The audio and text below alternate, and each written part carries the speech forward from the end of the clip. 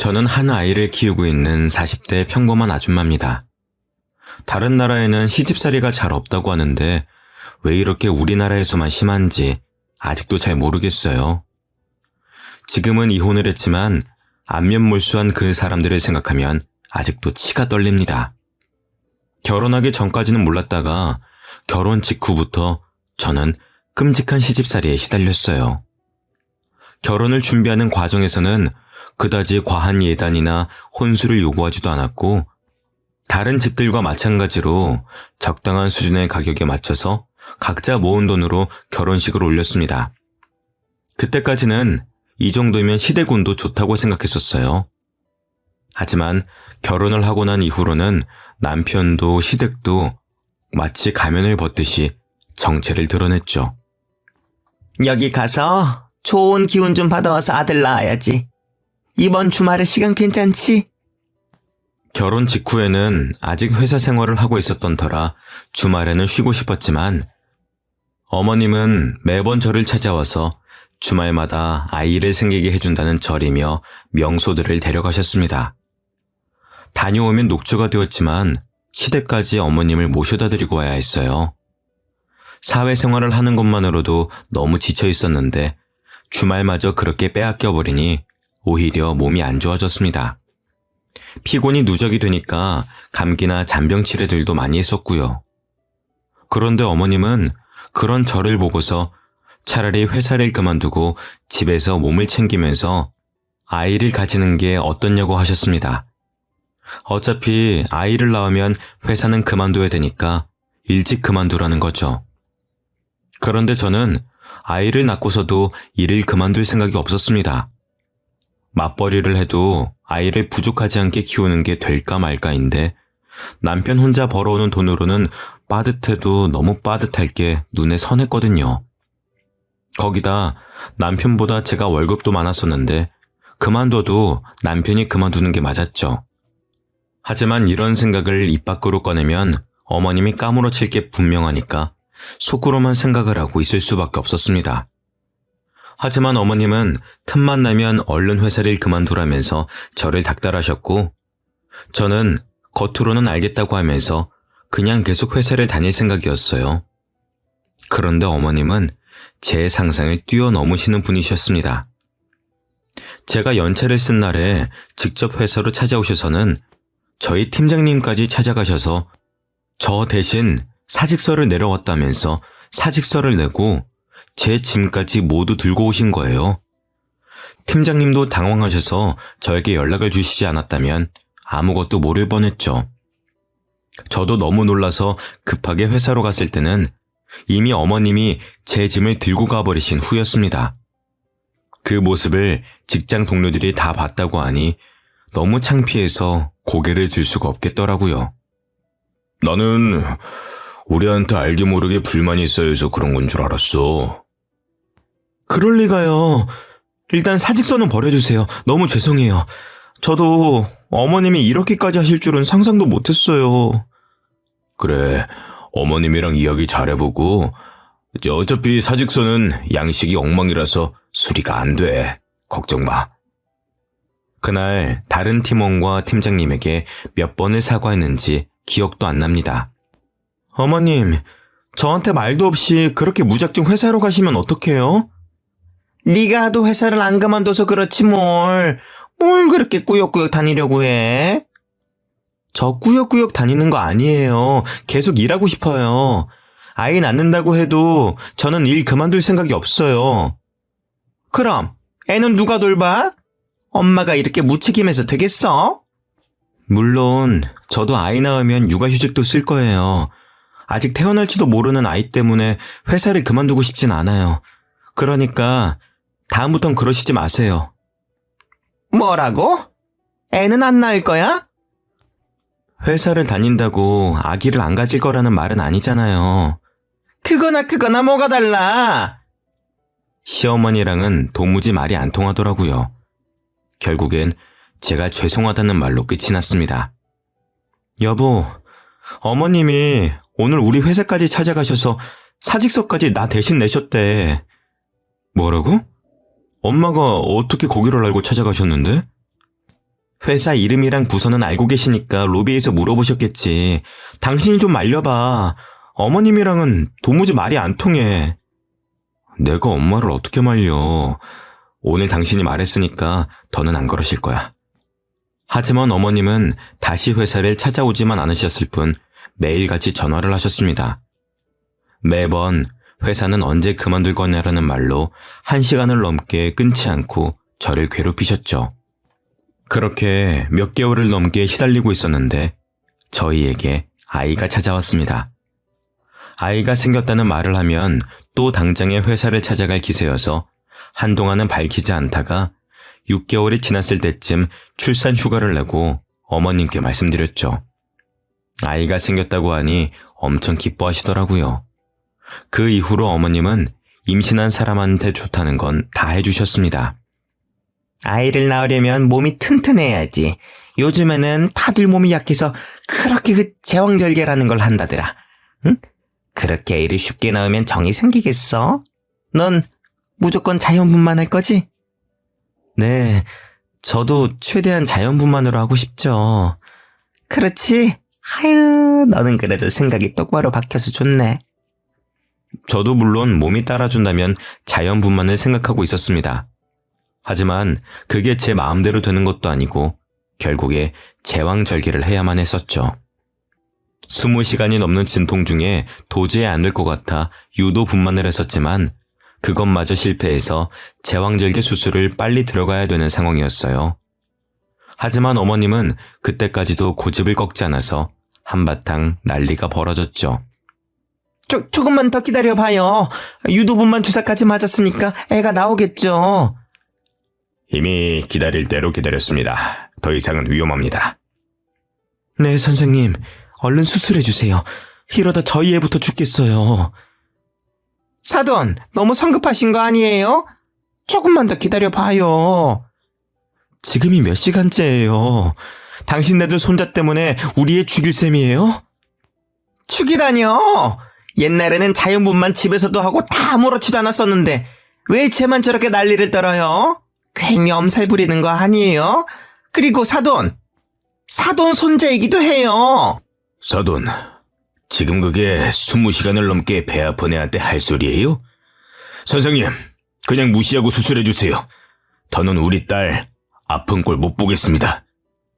결국 남편은 그 사이에서 이러지도 저러지도 못하다가 부모님들끼리의 싸움으로 번졌고 저희 부모님이 일단 얼른 수술해달라며 재촉한 덕분에 무사히 아이를 낳을 수가 있었습니다. 거기다 아이를 낳고 나니 저는 도로 찬밥 신세가 되어버렸습니다. 아직 몸이 퉁퉁 부어서 앉는 것도 힘들었었는데 어머님은 제 병실을 떠나질 않으셨습니다. 그래서 애는 또 언제 볼 수 있다니? 병실에는 언제부터 같이 있을 수 있대? 그건 조금 있다가 간호사분 들어오시면 물어볼게요. 그렇게 멍하니 있지 말고 운동도 할 겸 직접 가서 물어보고 와. 네가 그렇게 게으르니까 애도 한 번에 못 낳고 수술까지 한 거야. 2인실을 혼자 쓰고 있는데 몸도 건강하신 어머님은 굳이 저를 시켜 먹으려고 하셨습니다. 거기에 대답할 힘도 없어서 침대에 축 늘어져만 갔죠. 아이가 태어난 지 3일쯤 지나서 제 병실에 함께 있기 시작하니 불편함은 극에 치달았습니다. 시어머니는 손주가 그렇게 좋으신지 하루 종일 아이만 보고 계셨었고 시누이는 담배를 피우고 제 병실로 들어와 냄새를 풀풀 풍기면서 아이 옆에 있었죠. 형님, 갓난아이도 있는데 담배 피우시고 1시간 정도는 냄새 빼시고 들어오시면 안 될까요? 옳게, 왜 이렇게 예민해? 옛날에는 이런 거 신경 안 써도 다 잘 컸어. 무슨 1시간씩이나 밖에 있어? 옳게, 유난 떨지 마. 시누이는 결혼도 안 하고 아이도 낳아본 적이 없으니 제 말을 이해를 못 하더라고요. 예, 이거 내 엄마 말이 맞아. 이렇게 갓난아기 때부터 담배 냄새 맡으면 안 좋아. 너희 아빠도 너 태어나고 나서는 한 달 동안 금연했었다. 시어머니가 웬일로 제 편을 들어주셔서 시누이는 입을 삐죽 내밀면서도 말은 듣더라고요. 손자를 위한 일이라면 그저 껌뻑 넘어가셨습니다. 저는 안중에도 없으신 게 문제였었지만요. 아이를 낳고 병원이 너무 갑갑해서 산후조리원에도 안 가고 집으로 돌아왔었는데요. 저는 산후조리사를 쓸 생각이었습니다. 아무래도 몸이 너무 안 좋아져서 회복하는 동안에는 필요할 것 같더라고요. 그런데 그 소식을 들으신 어머님은 거품을 물고 반대하셨어요. 너는 돈이 남아나니? 돈 아깝게 산후조리사는 왜 불러? 갓난아이 있는 집에 자꾸 바깥 사람 들이면 안 좋아. 뭘 믿고 사람을 써? 아는 언니가 소개해 주신다고 하셔서요. 믿을 만한 분이에요. 그래도 어쨌든 바깥 사람이잖아. 정 필요하면 내가 해줄 테니까 그런데 쓸데없이 돈 쓸 생각하지 마. 돈 아까운 줄도 모르니? 어머님은 사람을 부를 돈으로 차라리 자기한테 용돈이나 좀 챙겨달라고 하시면서 기어코 본인이 제 산후조리를 해주겠다고 하시더라고요. 결국엔 또 어머님한테 치고 어머님이 원하시는 대로 하기로 했습니다. 그런데 시어머니한테 맘 편히 이거 해달라 저거 해달라 부탁하는 게 어디 쉽나요? 빨래도 마음대로 돌리시고 옷은 다 상해서 엉망이 되어버렸지만 뭐라 하기도 애매했습니다. 아이를 낳고 나니 손발이 너무 차가워져서 찜질팩을 달고 살아야 했었는데 어머님은 무슨 유난을 떠냐면서 이러쿵 저러쿵 저에게 핀잔만 잔뜩 늘어놓으셨습니다. 그렇게 아무것도 안 하고 누워만 있으니까 그런 거야. 일어나서 운동도 하고 움직이면은 저절로 손발은 따뜻해져.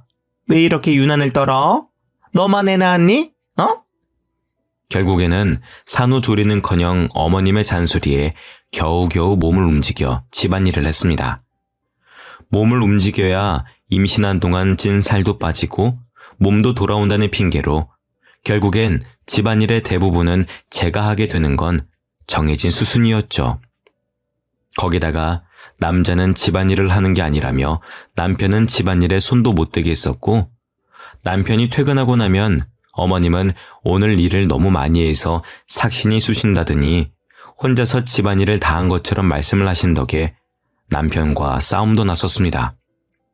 당신 아무리 그래도 당신 시어머니인데 대체 뭘 얼마나 부려먹길래 퇴근하고 올 때마다 엄마가 저렇게 지쳐있어. 당신도 조금은 도와야지. 내가 뭘 그렇게 부려먹어. 당신이 봤어? 빨래도 밥도 청소도 다 내가 하는데 어머님이 부려먹기는 뭘 부려먹는다는 거야? 어머님은 그냥 손주 보러 오시는 것뿐이야. 당신은 도와주러 오신 분한테 꼭 그런 식으로 말을 해야 되겠어? 오신 김에 손주도 보시는 거겠지. 과장해서 말하지 마. 엄마 힘든 거 뻔히 보이는데 왜 거짓말을 해? 남편은 제가 힘들어서 살이 쪽쪽 빠지는 건 안 보이는지 어머님 편만 들고 있더라고요.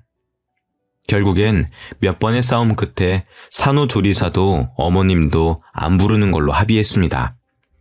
그런데 산후조리를 제대로 못하니까 손목이며 골반뼈까지 너무 아프더라고요. 그런 와중에 아이는 봐야 하니 제대로 잠도 못 자고 먹는 것도 먹는 둥 마는 둥이었어요. 시간이 갈수록 몸이 망가지는 게 느껴지더라고요. 결국엔 복직을 해야 될 때까지도 몸은 몸대로 망가져서 회복도 못하고 아이를 맡길 곳도 없어서 회사도 그만두고 집에서 프리랜서로 간간히 일하면서 아이를 돌봤습니다. 집안에서 담배를 뻑뻑 피워대는 시누이가 있는 시댁에 아이를 맡길 수도 없는 노릇이었어요. 남편에게 육아휴직을 내라고 하고 싶었지만 회사가 작으니 그런 휴가도 쓰는데 눈치를 주더라고요. 결국엔 남편이 돈을 벌고 저는 강제로 주부가 되어버렸습니다. 남편 혼자 회사에 다니기 시작하면서 저는 혼자 독박 육아를 해야 됐어요. 복직을 할 예정일 때와 돌아갈 곳이 사라지고 나니 남편의 태도가 완전히 바뀌더라고요. 당신은 집에서 살림만 하면서 집 반찬이 이게 뭐야? 나도 애 보느라 정신없어. 이 정도 반찬이라도 해놓은 게 다행인 줄 알아. 아무리 그래도 너무하잖아. 아니면 엄마한테 반찬이라도 조금 얻어오든가. 아니면 장모님은 이런 거 안 도와주신대? 일도 안 하시잖아. 당신, 내가 시어머니 부려먹는다고 뭐라 할 땐 언제고 왜 우리 엄마는 부려먹으려고 해? 당신 입에 들어갈 반찬을 우리 엄마가 당신 뭐가 예쁘다고 해다가 바치겠어? 말이 그렇다는 거지. 안 그러면 당신이 신경을 더 써주든가. 뭐가 그렇게 불만이 많은지 제가 뭘 하든 불만이 튀어나오기 바빴습니다. 전업주부로 사는 동안 남편이 저를 무시하는 말에 오기가 생겨서 어떻게든 다시 복직해서 그런 소리가 쏙 들어가게 해주고 싶었죠. 그래도 2년쯤 지나서 아이가 어린이집을 다니면서 조금 여유가 생겼어요. 낮에 혼자 있는 시간에는 물리치료라도 받으면서 몸을 회복하려고 했습니다. 저도 몸을 회복하고 회사도 복직하고 싶었거든요. 하지만 시어머니는 그것마저 불만이셨습니다. 너 저번에 산후조리사 쓴다고 할 때부터 알아봤다. 돈 쓰는 귀신이야 아주. 세상 사람들 다 너만큼은 아파. 고작 그런 걸로 무슨 물리치료야? 남편은 시어머니가 대놓고 저에게 뭐라고 하는데도 아무 생각 없이 있더라고요. 제 커리어도 무너지고 몸까지 망가져가며 아이를 낳았더니 그건 아주 당연하다는 듯 구는 게 너무 서러웠어요.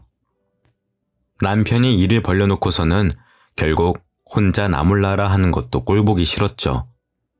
제가 경제력을 잃으니 다들 저를 더 만만하게 생각하기 시작했었거든요. 특히 시누이는 아이를 낳고 난 이후로 저희 집에 불쑥불쑥 찾아왔었습니다. 시누이는 공무원을 준비한다면서 나이 40 가까이 시댁에 얹혀 살면서 시험을 준비하는데 시부모님이랑 싸우고 나면 꼭 저희 집에 오더라고요. 옳게 내 말 좀 들어봐. 우리 엄마지만 남의 사정은 신경도 안 쓰고 너무 자기 생각만 하지 않아? 옳게도 그렇게 생각하지?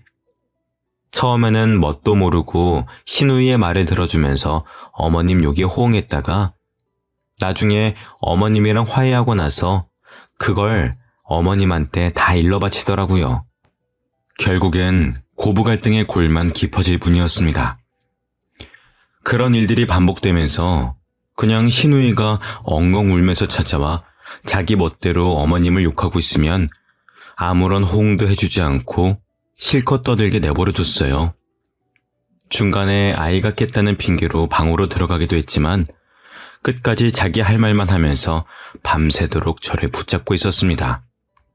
남편은 자기 누나인데 다음날 출근을 해야 한다는 핑계로 매번 먼저 자리를 피했고 결국 시누이가 오는 날은 잠도 제대로 못 자고 다음날 시누이가 어질러 놓은 걸 치우느라 피곤함이 2배는 더 몰려왔습니다. 저도 참다 못해서 남편에게 시누이를 좀 어떻게 해보라고 했었지만 자기 일이 아니라는 듯이 저보고 알아서 하라고 하더라고요. 누나도 당신이 편하니까 이렇게 와서 하소연다고 그런 거지. 당신이 알아서 잘라내. 왜 그걸 말을 못하고 있어? 그리고 하소연 들어주는 게 뭐 어때서? 그게 말이 쉽지. 당신 일 아니라고 너무 쉽게 말하지 마.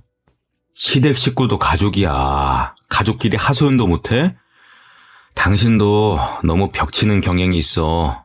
당신도 엄마랑 누나랑 좀 가깝게 지내려고 노력이라도 해봐. 남편은 도리어 제 탓을 하면서 친하게 지내라는 엉뚱한 대답을 내놓았습니다. 그러면서 정작 본인은 저희 부모님을 찾아뵙지도 않고 심지어는 명절마저도 혼자 보내면서 그런 말을 하는 게 양심에 찔리지도 않은지 입만 살아서 나불거리더라고요. 당신은 우리 집에 살갑게 구는 건커녕 찾아뵙지도 않으면서 그런 말이 나와? 저거랑 시집은 또 다르지. 딸은 출가 외인이라는 말 몰라? 요즘 시대에 그런 게 어딨어? 너무 이기적인 거 아니야? 당신도 이번 명절에는 나랑 같이 친정 가든가. 왜 또 그렇게 예민하게 받아들여. 됐어. 그만 말하자. 남편은 괜히 불리해지니까 말을 끊어버리더라고요. 엄마가 아이를 낳을 때 시어머니가 고집 부리던 걸 가만히 보고만 있던 남편에게 한 소리 하셨었거든요.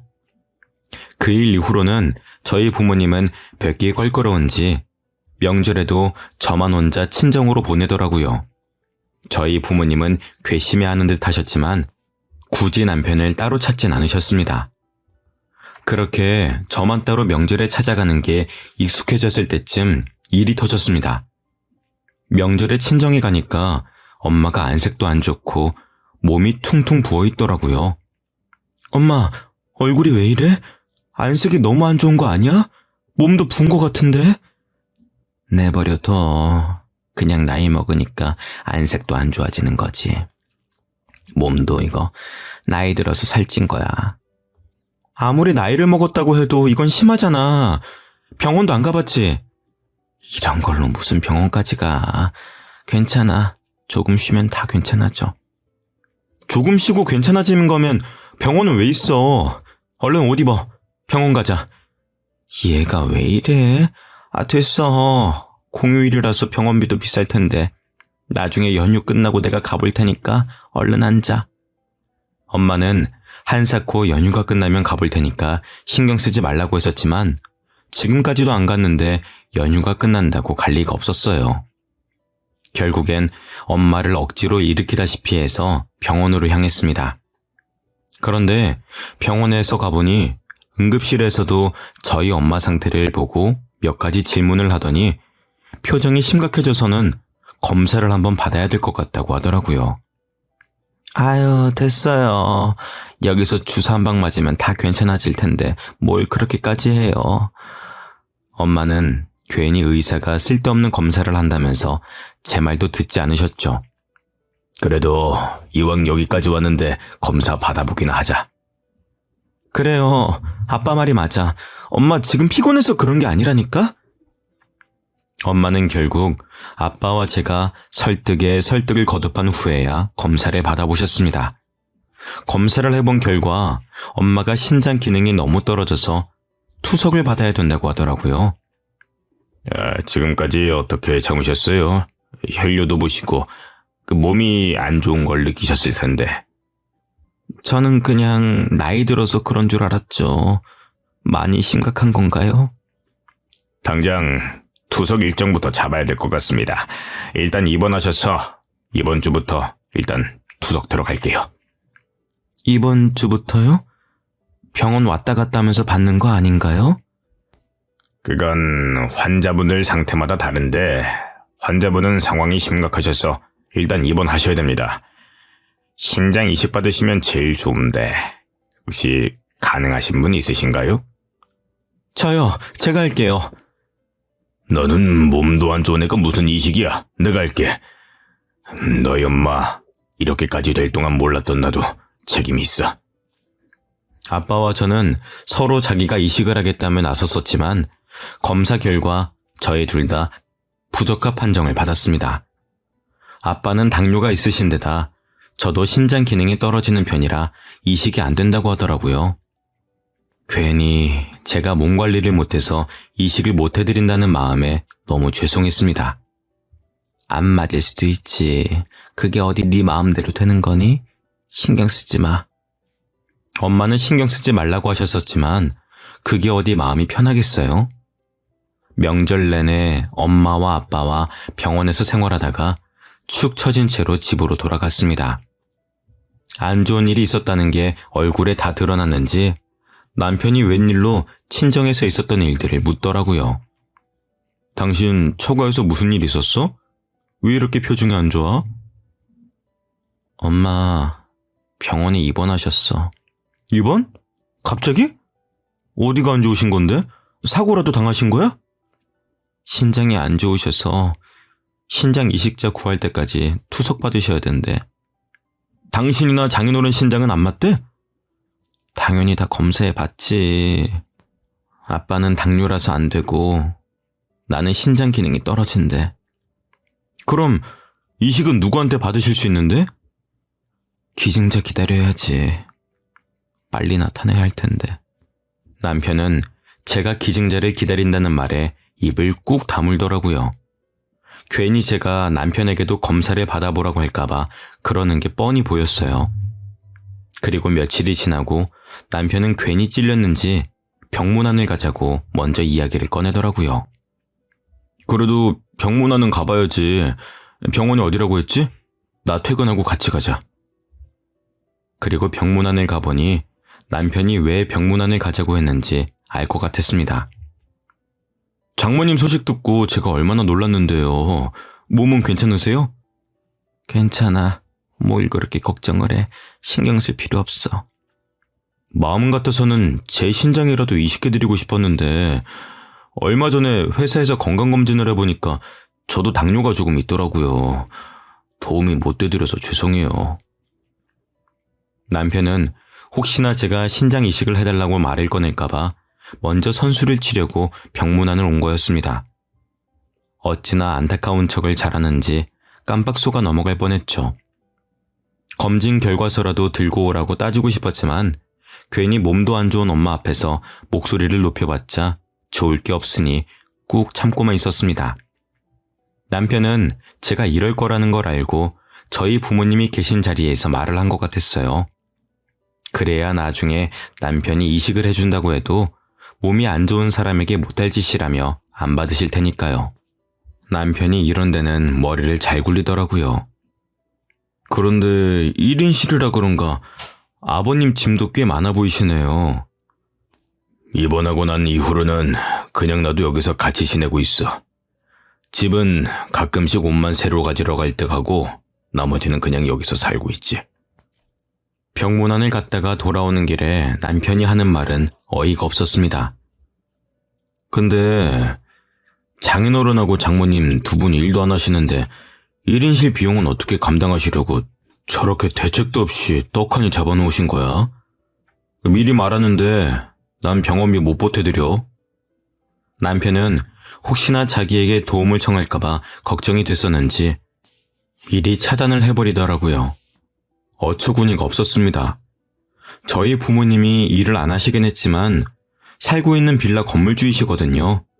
그 빌라 말고도 다른 건물 2개가 더 있으시고요. 젊은 시절에 악착같이 모아서 저 다 키워놓으시고 재테크 하시던 게 대박이 나셔서 그제서야 건물도 몇 채 사놓고 겨우 노후 자금을 모으시기 시작하신 정도였어요. 그러니 돈을 안 쓰시는 게 습관이 되셔서 병원에도 안 가려고 하시고 겉보기로만 봐서는 건물주라는 걸 모를 정도였거든요. 어차피 빌라도 관리를 해야 되니까 그 건물에서 살고 계신 거였는데 남편은 그걸 보고 저희 집이 가난하다고 믿고 있는 것 같았습니다. 당신이 보태줘봤자 뭐 얼마나 보태줄 수 있다고 그렇게 말해? 애초에 당신한테 손 벌릴 생각도 없었어. 그러면 말고 당신 나중에라도 딴소리 할 생각하지 마. 당신이 먼저 그렇게 말한 거야? 남편은 퍽이나 걱정이 됐었는지 끝까지 돈은 못 보탠다는 말을 하더라고요. 어쩌다가 이런 남편을 만난 건지 제 자신이 너무 한심스러웠습니다. 그리고 얼마 지나지 않아 신우이가 또 저희 집으로 찾아왔어요. 하지만 술도 마시지 않았고 밤이 아닌 아침부터 찾아왔다는 게 평소와 달랐습니다. 심지어는 손에 과일도 한가득 들고 왔더라고요. 형님, 이렇게 아침부터는 어쩐 일이세요? 왜? 올키가 혼자 집안일하기 힘들 테니까 내가 도와주려고 왔지. 그동안 신세진 것도 많은데 이렇게라도 갚아야 되지 않겠어? 신우이는 무슨 바람이 들었는지 저희 집에 들어와 처음으로 집안일을 도와주더라고요. 웬일로 조카 앞에서 담배 냄새도 다 털어내고 들어오는 모습에 뭔가 꿍꿍이가 있는 건가 의심부터 하기 시작했는데 역시나 제 예상이 맞아떨어졌습니다. 올케네 부모님 집 빈다면서? 소식 다 들었어. 병원에서 거의 사신다며. 네, 그런데 왜요? 그럼 올케 부모님 집은 비는 거 아니야? 다른 게 아니라 나도 이제 독립할 때가 된 것 같아서. 지금 뭘 말씀하시고 싶은 거예요? 저희 집이라도 빌려달라는 말씀이세요? 어차피 두 분 다 병원에서 생활하신다면서 집 비워놓으면 뭐해? 내가 들어가서 깨끗하게 살게. 나도 나이가 있는데 이제 독립도 해야지. 네, 독립하세요. 누가 하지 말라고 했어요? 형님이 독립하시는 거랑 저희 부모님이 집이 비는 건 완전히 별개 문제죠. 저희 부모님 짐도 있는데 어떻게 남을 집에 들여요? 가족끼리 꼭 그렇게 선을 그어야 되겠어? 올케랑 내가 가족이니까 올케 부모님이랑도 가족이지. 어떻게 남이야. 짐 있는 건 난 신경 안 쓰니까 괜찮아. 응? 가족이요? 그렇게 가족 운운하시는 거 안 부끄러우세요? 그렇게 가족 같은 사이인데 저희 엄마 병문안이라도 한번 오셨었어요? 신장 이식이라도 해주실 거예요? 올케, 사람 그렇게 안 봤는데 무섭네. 지금까지 우리 신장이나 노리고 있었던 거였어? 제가 왜 이식을 못 해드리는데요? 아이 낳고 제대로 몸 관리할 틈도 없어서 그런 거잖아요. 형님이 먼저 그런 식으로 말 안 꺼내셨으면 저도 이런 말 안 했겠죠. 대체 사람이 어디까지 양심이 없으면 그런 생각이 가능한지 도무지 이해할 수가 없었습니다. 언제 회복하셔서 집으로 돌아오실 줄도 모르는 건데 무작정 그 집에서 살겠다는 게 제정신인가요? 시누이와 말씨름을 하고 있는 와중에 남편이 뭘 두고 갔는지 집에 다시 들어오더라고요. 누나는 아침부터 무슨 일이야? 뭐 두고 간 물건이라도 있어? 당신이 형님한테 말했어? 내가 뭘 말해? 우리 부모님 병원에 입원하셔서 두 분 다 병원에서 생활하시는 거 당신이 말했냐고. 말했는데 그게 왜? 형님이 당신이 한 말 듣고 여기까지 와서 뭐라고 하시는지 알아? 그럼 이제 우리 부모님 집이 비니까 자기가 거기 들어와서 살겠다네? 저는 당연히 남편이 제정신이냐며 신우이에게 화를 낼 줄 알았습니다. 그런데 제가 사람 파악을 잘못해도 한참 잘못했던 거죠.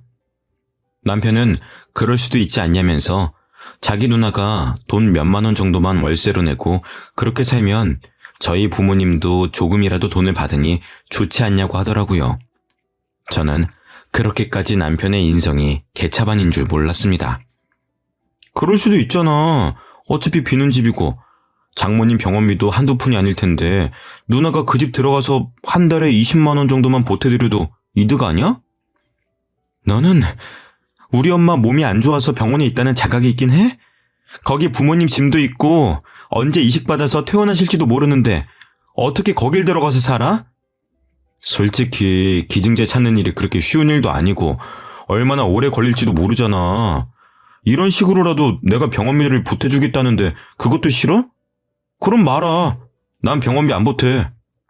누가 병원비 보태달래? 당신이 주는 푼돈 우리도 필요 없어. 누가 누구를 거지로 보는 거야? 당신 주제 파악이나 해. 형님, 독립이 그렇게 하고 싶으시면 여기서 살아요. 저는 더는 이 남자랑 못 살 것 같더라고요. 신우이에게 정독립을 하고 싶으면 저희 집에서 살라고 하고서는 그대로 짐을 싸서 저희 부모님 집으로 제가 들어왔습니다.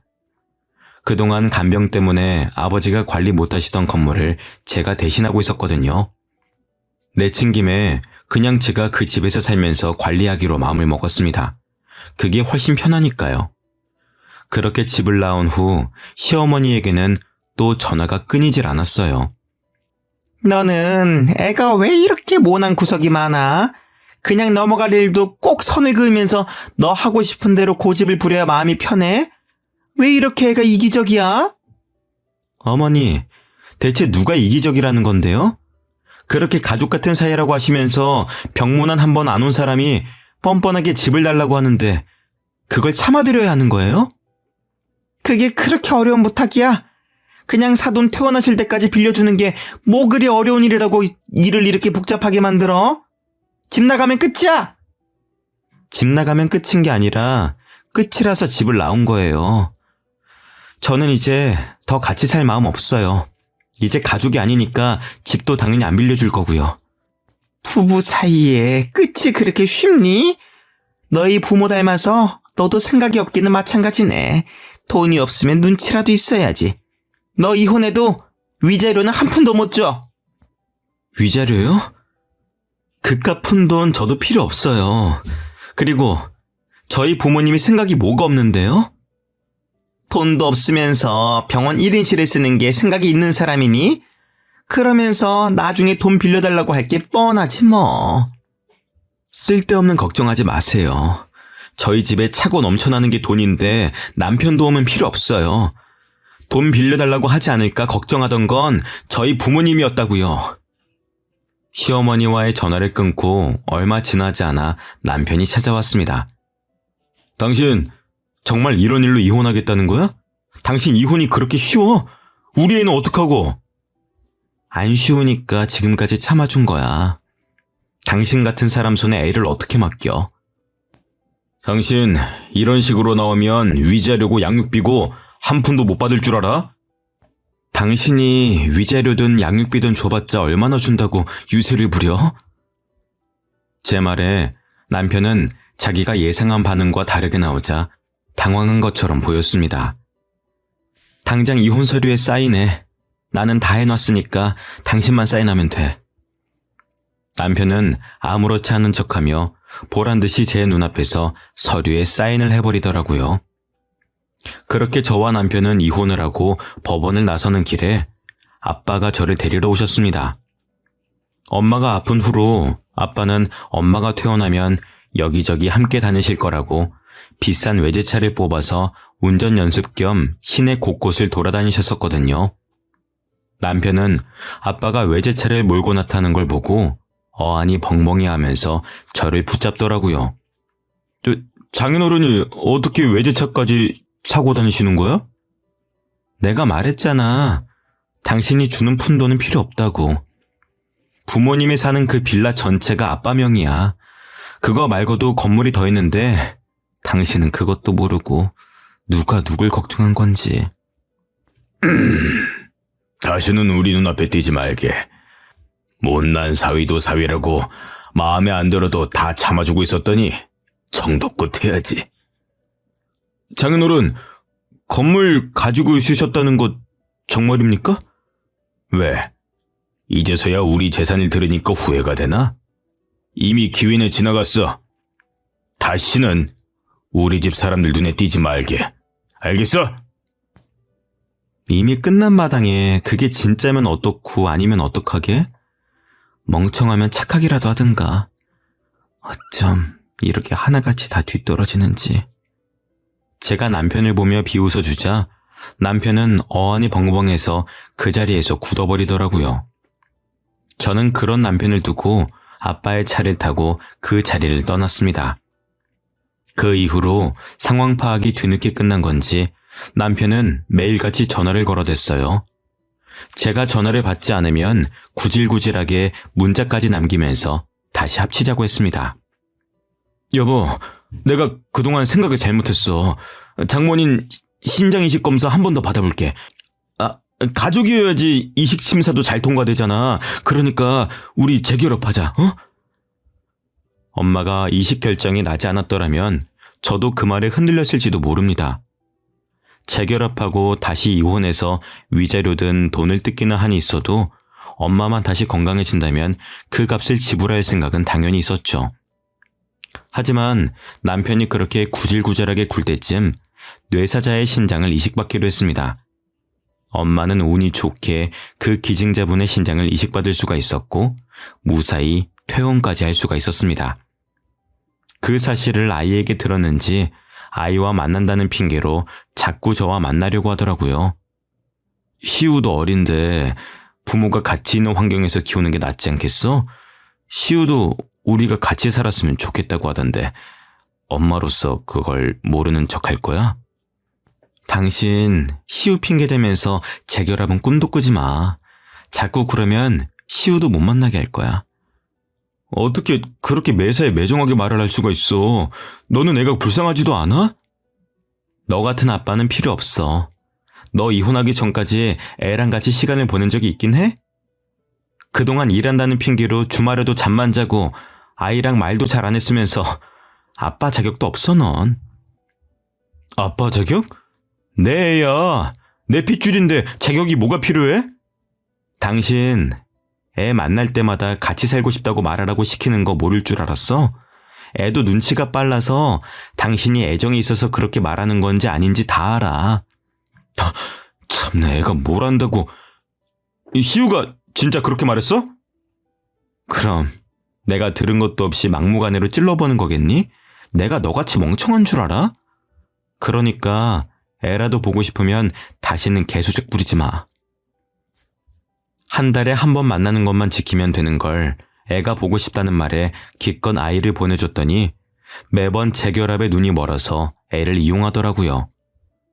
자기 아빠만 만나고 들어오면 아빠는 자기를 사랑하지 않는다며 기가 죽어서 들어와서는 있었던 일들을 말하는데 그걸 듣고 있자니 저도 점점 인내심이 바닥을 치고 있었거든요. 그래서 저도 한 번은 화가 나서 아이를 따라 나가서 직접 말을 한 거였습니다. 그 후로도 몇 번 더 질척거리긴 했었지만 제가 마음을 돌려먹을 생각이 없다는 게 티가 나니까 금세 포기하고 연락을 끊더라고요. 어이가 없었지만 엄마도 건강을 되찾으니 액땜했다 생각하고 있습니다. 그 이후로 아이는 아빠를 보고 싶다는 말도 안 하고 곧 초등학교에 들어가네요. 원래도 아빠랑 그다지 친밀한 사이가 아니어서 그런지 없어도 크게 허전함을 느끼지 못하는 것 같습니다. 아이는 아빠 대신에 할아버지가 굉장히 잘 챙겨주고 계셔요. 저희 아빠도 처음에는 태어날 때 저를 힘들게 했다고 별로 안 예뻐하셨었는데 그래도 핏줄은 핏줄인지 결국에는 옆에 끼고 사는 수준입니다. 저도 아빠가 육아를 많이 도와주신 덕분에 건강도 다시 회복하고 얼마 전에는 복직도 했습니다. 예전만큼 큰 회사는 아니지만 나름 복지도 좋고 제 경력을 이어나갈 수가 있어서 저는 만족하고 사는 중입니다. 엄마도 건강을 잘 회복하셔서 이제는 반년에 한 번씩 병원에 가보는 정도네요. 이제 저는 더 바랄 게 없습니다. 저희 가족이 모두 건강하고 행복하게만 살았으면 좋겠습니다. 여러분들도 무엇보다도 건강이 우선이라는 걸 잊지 말고 사셨으면 좋겠습니다.